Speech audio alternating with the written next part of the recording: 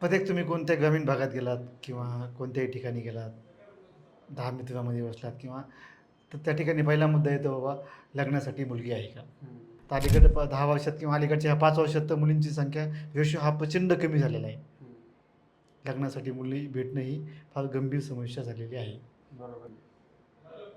ज्या देशामध्ये मुलींची संख्या जास्त आहे, त्या देशासोबत ॲग्रीमेंट करून किंवा कम्युनिकेशन करून एक इंटरनॅशनल ॲग्रीमेंट करून सध्या इथं फिमेलचा रेशो कमी आहे.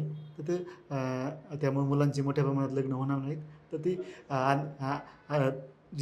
ज्या देशामध्ये जास्त मुली आहेत त्या ठिकाणी कम्युनिकेशन केल्यानंतर एक पॉलिसी बनवल्यानंतर ह्यातून काहीतरी मार्ग सापडेल आणि ज्या ह्या मोठ्या घटना होतात, सारखे रेप होतात मोठ्या प्रमाणामध्ये, बलात्कार होतात, फॅमिली इश्यू होतात, तर ह्या थांबतील, मोठ्या प्रमाणात थांबतील. पण हे फार फास्ट होणं गरजेचं आहे. कारण कालावधी टाईम फार कमी आहे. लवकरात लवकर डिसिजन राज्य शासनाने किंवा भारत सरकारने डिसिजन घेऊन यावरती निर्णय घेणं गरजेचं आहे. अनेकांना असं वाटतं की हा एक मस्करीचा मुद्दा आहे किंवा एक मस्करी उडवली जाते लग्न न झालेल्या मुलांची. आणि यातूनच आपण बघतो की समाजामध्ये बरेचसे रेपसारखे प्रकार, बलात्कार होतात, महिलांवर अत्याचार होतात, या सगळ्या घटना समोर येत असतात. तर तुम्हाला म्हणजे आता तुम्हाला काय वाटतं की शासनाने यासाठी काय गोष्टी केल्या पाहिजे किंवा कोणता उपक्रम राबवला पाहिजे शासनाने? नमस्कार, मी सनी आणि तुम्ही पाहताय दैनिक राज्य लोकतंत्र. खरं तर आता माझ्या हातात हे निवेदन आहे. या निवेदनात महाराष्ट्रातील, देशातील असंख्य जे मुलं आहेत, त्यांचा एक महत्त्वाचा मुद्दा या कागदामध्ये दडलेला आहे. तो मुद्दा म्हणजे तरुण मुलांच्या लग्नाचा मुद्दा. एक अशी व्यक्ती आपल्यासोबत आहे ज्याने हे निवेदन लिहिलेलं आहे. या निवेदनात त्यांनी सरकारला एक उपक्रम राबवण्यासाठी विनंती केलेली आहे. तेच आज संदीप बळे हे आपल्यासोबत आहेत. त्यांचं याबाबत काय म्हणणं आहे, त्यांनी कोणत्या कारणास्तव हे संपूर्ण प्रकरण लिहिलेलं आहे, या गोष्टी आपण त्यांच्याकडून जाणून घेणार आहोत. सर, पहिले तर नमस्कार. दैनिक राज्य लोकतंत्रामध्ये तुमचं मनपूर्वक स्वागत. नमस्कार. काय आयडिया सुचली की अशा प्रकारचं निवेदन तुम्ही लिहिण्यासाठी इच्छुक झाला? ॲक्च्युली सध्या फार मोठ्या सध्या ही समस्या फार मोठ्या ग्रामीण भागात, शहरी भागात मोठ्या प्रमाणात जाणवत आहे. प्रत्येक तुम्ही कोणत्या ग्रामीण भागात गेलात किंवा कोणत्याही ठिकाणी गेलात, 10 मित्रामध्ये बसलात किंवा तर त्या ठिकाणी पहिला मुद्दा येतो बाबा लग्नासाठी मुलगी आहे का? हं. आमच्या घरात आमचा मुलगा मोठा झाला आहे 32 वर्षाचा, 35 वर्षाचा. लग्नासाठी मुलगी आहे का तुमच्याकडे? कोणत्याही ठिकाणी तुमचा पहिला मुद्दा तो येतो. तो 15 वर्षापूर्वी साधारणतः 2015च्या आधी परिस्थिती वेगळी होती. तेव्हा मुलींची संख्या जास्त होती. तर अलीकडे 10 वर्षात किंवा अलीकडच्या ह्या 5 वर्षात तर मुलींची संख्या रेशो हा प्रचंड कमी झालेला आहे. लग्नासाठी मुली भेटणं ही फार गंभीर समस्या झालेली आहे. बरोबर. आणि ज्या मुली आहेत लग्नासाठी त्यांची पण अपेक्षा फार मोठ्या प्रचंड वाढलेल्या आहेत. मुलग्याला चांगली सर्व्हिस पाहिजे, लाखोमध्ये पगार पाहिजे, त्याला गाडी पाहिजे, बंगला पाहिजे, शेती पाहिजे. घरी त्याला घरची जबाबदारी पण त्याच्या सांभाळणं नको आहे बाबा. समजा आईवडिलांची सेवा आहे किंवा भावाची पण. तर ही जी मुलींची अपेक्षा वाढली याला मेन कारण जे मुलींचा रेशो कमी आहे, मोठ्या प्रमाणात रेशो कमी आहे. रेशो साधारणतः फार 1000 मुलामागं म्हणजे 100मध्ये म्हणलं तर 100 मुलामागे साधारणतः 85 ते 80च मुली आहेत. तर ह्याबद्दल शासनाने काहीतरी पाऊल उचलले पाहिजेत. ज्या देशामध्ये मुलींची संख्या जास्त आहे, त्या देशासोबत ॲग्रीमेंट करून किंवा कम्युनिकेशन करून एक इंटरनॅशनल ॲग्रीमेंट करून सध्या इथं फिमेलचा रेशो कमी आहे. तर ते त्यामुळे मुलांची मोठ्या प्रमाणात लग्न होणार नाहीत. तर ती ज्या देशामध्ये जास्त मुली आहेत त्या ठिकाणी कम्युनिकेशन केल्यानंतर एक पॉलिसी बनवल्यानंतर ह्यातून काहीतरी मार्ग सापडेल आणि ज्या ह्या मोठ्या घटना होतात, सारखे रेप होतात मोठ्या प्रमाणामध्ये, बलात्कार होतात, फॅमिली इश्यू होतात, तर ह्या थांबतील, मोठ्या प्रमाणात थांबतील. पण हे फार फास्ट होणं गरजेचं आहे. कारण कालावधी टाईम फार कमी आहे. लवकरात लवकर डिसिजन राज्य शासनाने किंवा भारत सरकारने डिसिजन घेऊन यावरती निर्णय घेणं गरजेचं आहे. असं आता हे जे तुम्ही काही लिहिलंय त्या निवेदनात बऱ्याच गोष्टी दडलेल्या आहेत खरं तर. आणि हे अनेकांना असं वाटतं की हा एक मस्करीचा मुद्दा आहे किंवा एक मस्करी उडवली जाते लग्न न झालेल्या मुलांची. आणि यातूनच आपण बघतो की समाजामध्ये बरेचसे रेप सारखे प्रकार, बलात्कार होतात, महिलांवर अत्याचार होतात, या सगळ्या घटना समोर येत असतात. तुम्हाला हे कोणत्या क्षणी सुचलं की आपण असं काहीतरी निवेदन सरकारला द्यावं की याबद्दल या तरुण मुलांचं ज्यांची लग्न झाले नाही, 30-35 गाठलेले मुलं आहेत, 40 जवळजवळ 40-45 वर्षाचे पण काही व्यक्ती राईट आहेत, राईट. त्यांचे लग्न झालेले नाहीयेत. तुम्हाला कोणत्या क्षणी वाटलं की असा मुद्दा आपण मांडला पाहिजे? मला आता हे 2-3 वर्षापासून म्हणजे म्हणा तसं 5 वर्षापासून मी समजा आता मी पुण्यामध्ये बऱ्याचशा गव्हर्मेंट सिस्टममध्ये काम करतो किंवा बऱ्याचशा ठिकाणी मुंबईला काम असतात मंत्रालयामध्ये किंवा ग्रामीण भागात जातो. तर प्रत्येकांचे फक्त आईवडिलांचं त्यांच्या वयस्कर लोकांचं असतं की मुलांचं काही लग्न होत नाही. मुलगी पहा. अच्छा. हां. ज्यांच्याकडे मोठ्या प्रमाणात शेती आहे, बंगला आहे, ट्रॅक्टर आहे, त्यांना पण कोणी मुलगी असेल तरी लग्नासाठी तयार होत नाही देण्यासाठी. कारण तिला मागणी जास्त आहे. तिला ऑलरेडी कोणी गव्हर्नमेंटचा सहयोगी बाबा पाहून गेलेला असतो किंवा चांगला जॉबवाला. मग ते गरिबाला मुली भेटण्याचा तो फार अवघडच विषय झाला आहे. म्हणजे शिकलेत त्यांना पगार आहे 50,000 1,00,000 चांगली सर्व्हिस आहे, चांगल्या कंपनीमध्ये किंवा काय काहींना तर गव्हर्नमेंटमध्ये जॉब आहे तरी त्यांना मुली भेटत नाहीत. तर ही समस्या फार म्हणजे कॉमन झालेली, फार गंभीर झालेली आहे. ह्यावरती फक्त थोडक्यात सांगायचं म्हणजे डिसिजन शासनाकडून काहीतरी पॉलिसी एखादी पॉलिसीला मान्यता देऊन फार लवकर डिसिजन ओपन होणे गरजेचं आहे. अच्छा. असं कोणता परिवार तुम्हाला भेटला की असं वाटलं की आता नाही, हे चुकतंय कुठंतरी, म्हणजे हे काहीतरी आपण याच्यासाठी काहीतरी केलं पाहिजे बाबा? असं कुठल्या परिवाराशी तुमचं भेटणं झालं किंवा कुठल्या व्यक्तीशी अशा भेटणं झालं की यासाठी आपण काहीतरी केलं पाहिजे? प प भेटणं आता प्रचंड मित्रपरिवार आहे, गावातले लोक आहेत. अनेक ठिकाणी आम्ही भेटीत होतो, त्या ठिकाणचे लोक आहेत. तरी हां. असं साधारण दिवसातून किती एकंदरीत तुम्हाला अशी माणसं भेटत असतील की ज्या याबाबत बोलतात, किंवा 2-3 दिवसाला अशा किती माणसं भेटतात? बरेचसे मित्र आहेत, ओळखीचे लोक आहेत. त्या ठिकाणी गेल्यानंतर विषय तोच असतो बाबा. अच्छा. हां. अच्छा. मुलाचं वय झालं आहे, लग्न होईना आणि ते बी ती नाही का काही ठिकाणी ते दोघं तिघं भाऊ असतात. हम्म. हां. कधी समजा लहान्याला जॉब चांगला असेल तर त्याचं होतं, मोठे 2 भाऊ तसेच राहिलेले असतात. पण हा समस्या फक्त संख्या कमी आहे. आता भविष्यात वेगळा विषय अजून आता फिमेल रेशिओ वाढायला पाहिजे. मुलीची संख्या ॲक्च्युली मुलीची संख्या प्लसमध्ये असायला पाहिजे. ते इथं उलटं झालं. 15% 15-20% मायनसमध्ये गेली. फार गंभीर समस्या आहे ही. गंभीर म्हणजे त्या मुलाच्या आई-वडिलाला झोप येत नाही, झोप. अन्न खाण्याची इच्छा होत नाही. तो मुलगा तर काय काही तर फार ह्याच्यामुळे काही मुलं तर फार समजे व्यसनधीन झालीत, अनेक मार्गाला लागलीत. फार ते म्हणजे फॅमिलीच्या कुटुंबातून ते बाहेर पडलेत आज ते त्यांची लाईन समजी चेंज झालेली आहे. गुंडगिरी कोणी गुंड झालेत, कोणी काय वेगळे झालेत काय. असं लास्ट तुम्हाला जास्तीत जास्त किती वयाचा अवैध व्यक्ती भेटलेली आहे, जास्तीत जास्त वय असणारी? 40 आहे 45 वर्षाची हां, अच्छा. आमच्यासोबत ते काम करतात. अच्छा. हां आणि ते मुली पाहूनच ते थकलेत. फक्त मुलीवाले येतात आणि ते विचारतात, हे आहे का, ते आहे का आणि पुन्हा कम्युनिकेशन स्टॉप होतं. अच्छा. हां. एक तर आहे त्यांच्या अपेक्षा लई. अपेक्षा फक्त मुलींचा रेशिओ कमी असल्यामुळं हा मुद्दा स्टँड झालेला आहे. 15 वर्षापूर्वी असं नव्हतं. हम्म. मुलीवाले लगेच रेडी व्हायचे. 15 मुलं वर्षापूर्वीचा एक तुम्ही आता तुमचा काही अनुभव असेल, काही गोष्टी असतील, 15 वर्षाचा काळ कसा वाटतो तुम्हाला आत्ताच्या तुलनेत? नाही 2015 2010च्या आधीचा काळ तर लई चांगला होता. अच्छा. हां. आता समजा माझ्या भाऊचे उदाहरण घेऊ. माझा एक भाऊ 7वी शिकलेला आहे. हम्म. 7वी शिकलेला आहे. तिथं लई उदाहरण भावी. आमचं गाव आष्टीमध्ये, हम्म. तालुका आष्टी जोगी, जिल्हा बीडमध्ये आणि आमच्या मोठ्या बंधूला सासरवाडी आली ती राहुरी कृषी विद्यापीठ. अच्छा. आता तो बागायत पट्टा आहे. पण ते आले आणि ते म्हणले तिथं आमची बागायत भागात मुलगी देण्यासाठी मुलीच्या वडिलाला 10-5 तोळे सोनं द्यावं लागतं, हुंडा द्यावा लागतो. तिकडे आमच्याकडे शेतीवाली म्हणजे फार शिकवतात. गरिबाची मुलगी करीत नाही ते.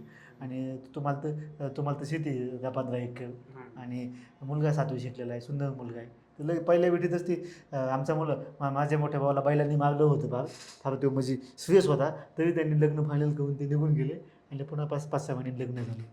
तसंच माझा दुसऱ्या मोठ्या भावाचं हे तर मार्च 2002 मध्ये झालं. त्या गोष्टीला अच्छा. 23 वर्ष होऊन गेले मोठ्या भावाच्या लग्नाला. जो आमचा 2 नंबरचा भाऊ आहे, त्याचं 2007मध्ये डिसेंबरला लग्न झालं. तो 9वी पास होता, शेती करीत होता.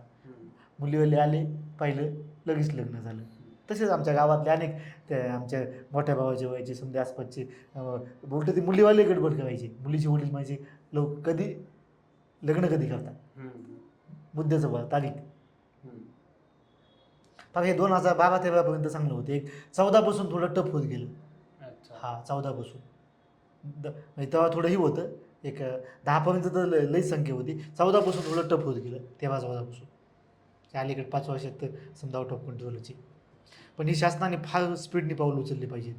तर तुम्हाला म्हणजे आता तुम्हाला काय वाटतं की शासनाने यासाठी काय गोष्टी केल्या पाहिजे किंवा कोणता उपक्रम राबवला पाहिजे शासनाने? हा ते इंटरनॅशनल पॉलिसी ओपन करायला पाहिजे. समजा आता प्रश्न काय आहेत, आता समजा कोणतं उदाहरण घेऊ, समजा श्रीलंकेत घेऊ, 5 लाख मुली जास्त येतात. युक्रेनमध्ये 30 लाख मुली जास्त येतात. ब्राझीलमध्ये जास्त आहेत. अमेरिकेत पण त्यांनी जो कायदा आहे आता, काय ते स्पेशल मॅरेज ॲक्ट, त्यामध्ये जर तिने फॉरेनसोबत लग्न केलं तिला 7 वर्षानंतर सिटिझनशिप भेटते आपल्या देशामध्ये. तर ही पॉलिसी चेंज करायला पाहिजे. म्हणजे इराणच्या मुलींनी तिकडं लग्न केलं किंवा मुलांनी म्हणजे इंटरनॅशनल लेवलला आपल्या देशातील मुलांनी लग्न केलं किंवा मुलींनी लग्न करू, 6 महिन्यातलं की सिटिझनशिप त्यांना भेटायला पाहिजे कमीत कमी कालावधीत. हां, म्हणजे मिनिमम कंप्लायन्स आहे बुवा, लिगली कंप्लायन्स जे डॉक्युमेंट आहेत ते कमीत कमी ह्याच्यामध्ये म्हणजे कमी टायमिंगमध्ये. थोडक्यात काय आहे तर इंटरनॅशनली रशिया असेल, अमेरिका असेल, सगळ्याच गोष्टी हा, असतील. जिथं फिमेलची संख्या जास्त बरेच आहे देश, हा, जिथं महिलांची संख्या हा, जास्त ती आहे, लिस्ट पण आहे. तिथल्या आपण महाराष्ट्रातल्या किंवा भारतातल्या लोकांनी लग्न त्या मुलींसोबत केलं तर त्यांना गव्हर्नमेंटने जवळपास 6 महिन्यातच त्यांना सिटिझनशिप दिली पाहिजे, जेणेकरून हा परिवार एकत्र होईल आणि सुखाने नांदेल, असं सरांचं म्हणणं आहे. सर, पण आता आपण अजून पुढचं बोलायचं, जर एक ठराविक माणूस 22-25 वर्षाचा झाला, आता लग्न उशीर होतं, तो अलग विषय झाला, आता 25 वर्ष होईल, लग्न व्हायला पाहिजे.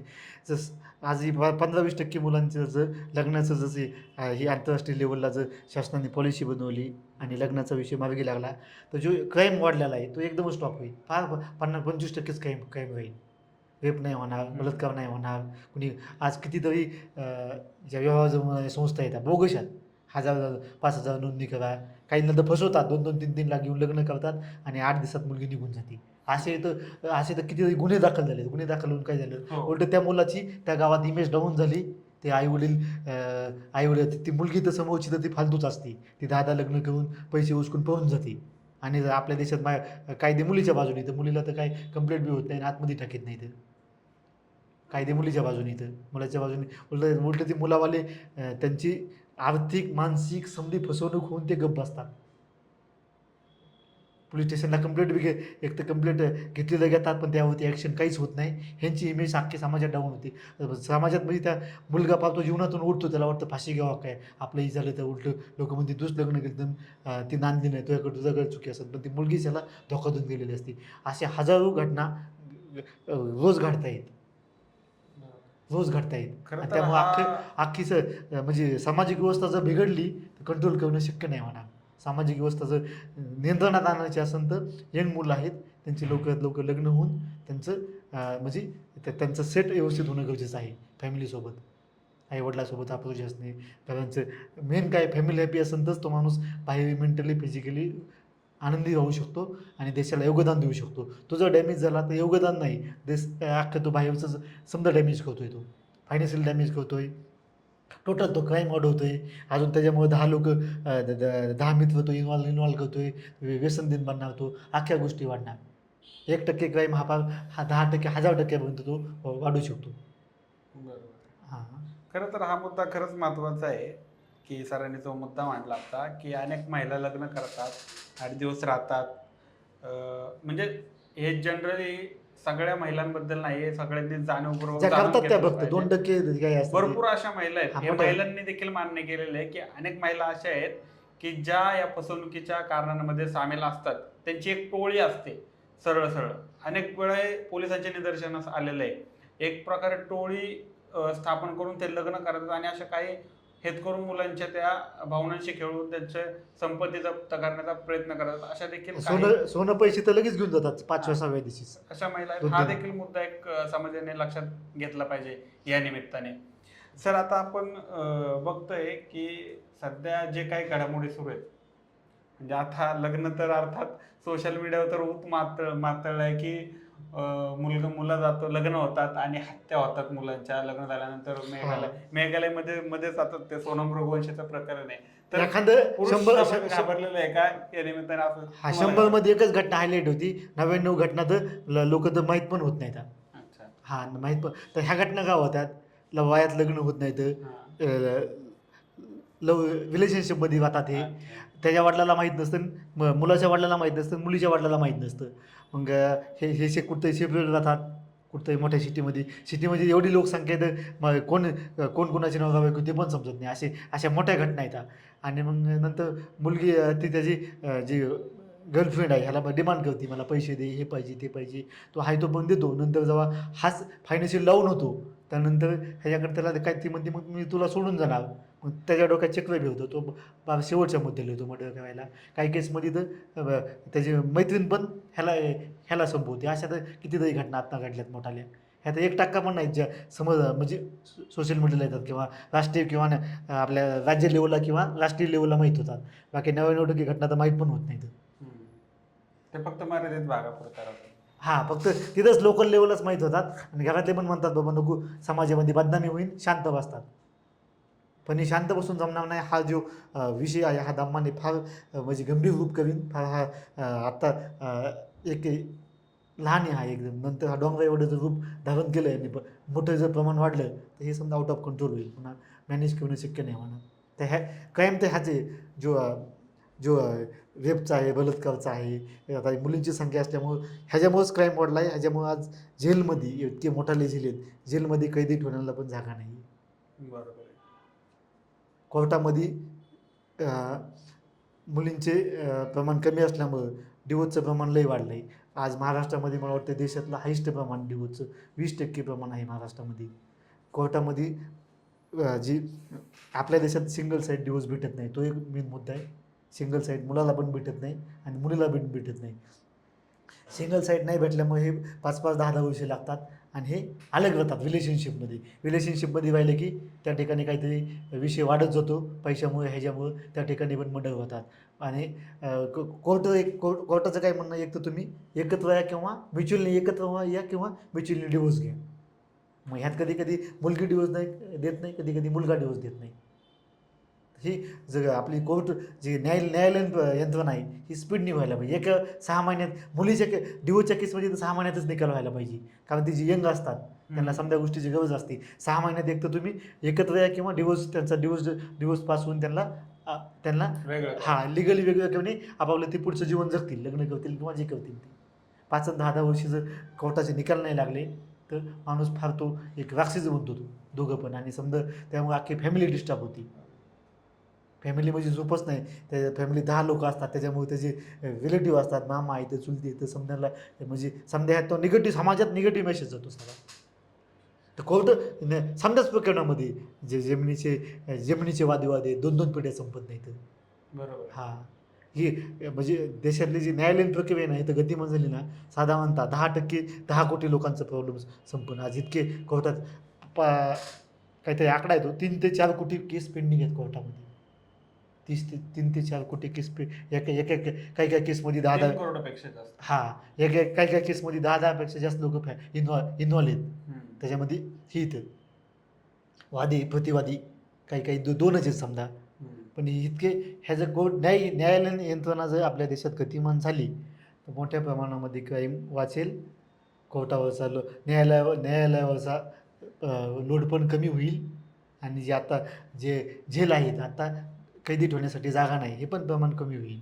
हे फास्ट होणं गरजेचं आहे.